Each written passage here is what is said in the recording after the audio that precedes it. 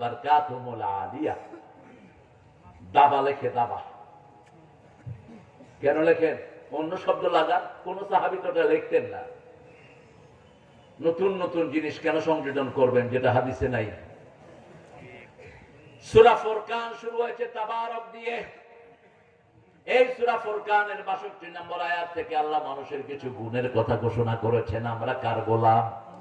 ইবাদুর রহমান। পড়েন, ইবাদুর রহমান আল্লাযীনা ইয়ামশুনা আলাল আরদি হাওনা ওয়া ইযা খাতাবাহুমুল জাহিলুনা ক্বালু সালামা والذين يبيتون لربهم سجدا وقياما والذين يقولون ربنا اصرف عنا